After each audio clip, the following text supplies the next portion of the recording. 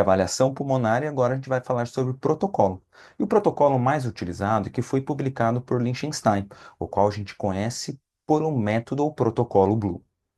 Para a gente fazer o protocolo de maneira correta, a gente tem que saber os pontos necessários que foram descritos para ultrassonografar o tórax.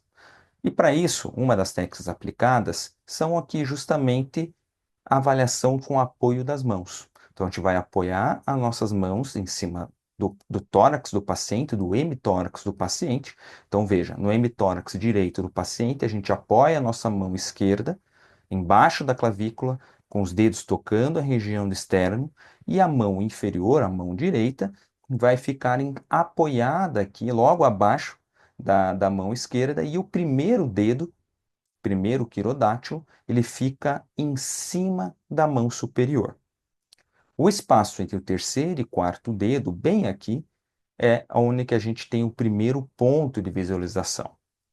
No meio da mão inferior, a gente tem o segundo ponto. E o ponto PLAPS, que também é extremamente importante, como que a gente vai avaliá-lo? Onde que a gente vai localizá-lo? A localização, você vai seguir da margem da borda inferior, da mão inferior, como está aqui na figura, até a linha axilar posterior. Esse é chamado do ponto PLAPS, ou ponto póstero inferior. É a mesma situação a gente vai fazer no hemitórax contralateral. E a partir daí, nós vamos encontrar alguns perfis, descrito por Liechtenstein. E quais são esses perfis? O perfil A é o deslizamento da pleura associado às linhas As. Então, não tem doença de pleura e tem linhas As, o pulmão que não tem doença. Perfil A'. O perfil A', ele já não tem deslizamento da pleura, mas tem ali linhas As. Perfil B. Perfil B, ele tem deslizamento pleural associado às linhas Bs. O perfil B' é um perfil B sem deslizamento pleural. O perfil AB é o perfil A em um tórax associado ao perfil B no outro tórax. E o perfil C são consolidações pulmonares. Então, no paciente que chegar com um quadro de dispneia do departamento de emergência, pode utilizar deste fluxograma. Então, primeira situação, a gente vai fazer então avaliações conforme a demarcação que como mostramos na figura anterior dos pontos do ponto Blue, descrito por Liechtenstein. E aí nós vamos avaliar o deslizamento da pleura. Se ele tiver um deslizamento presente e tiver presença de linhas Bs, então nós vamos ter ali um deslizamento presente e a presença de linha B, a gente vai pensar em edema pulmonar. Se a gente tiver o deslizamento presente e linhas As, a gente vai ter que procurar outras causas de dispneia. A sugestão é fazer uma avaliação, então, venosa, da parte ali inferior, ver se tem trombo nas partes inferiores. Se tiver positivo, a gente vai pensar em embolia pulmonar. Se tiver negativo, a gente vai para o ponto de PLAPS, que é aquele ponto póstero inferior pulmonar.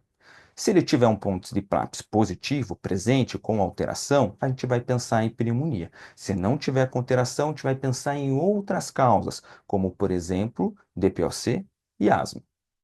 Do outro lado, se a gente tiver, então, o deslizamento da pleural, né, a lungs line, abolida, e tiver presença de linhas As, nós vamos procurar por pneumotórax. Aí nós vamos aqui, ó. Se ele tiver, então, ponction no pulmão, a gente acaba fechando, então, para pneumotórax. Se não tiver, temos que procurar outras causas ali com outras metodologias dentro do departamento de emergência para entender esse processo de dispneia. Se esse paciente, então, tiver um lung slide abolido e presença de linhas B, a gente vai ter a forma B'. E uma das possibilidades diagnósticas é pneumonia. Já se ele tiver algum deslizamento e presença de AB, ou seja, linhas As no hemitórax, linhas B no outro hemitórax, ou presença de linhas Cs, uma hipótese plausível aí é realmente um quadro de pneumonia. Veja que esse aqui ele tem uma acurácia bastante importante aí, tendo uma acurácia em torno de 90,5%, tá? Então é um protocolo que pode ser aplicado num quadro de dispneia na emergência para auxiliar o quadro diagnóstico.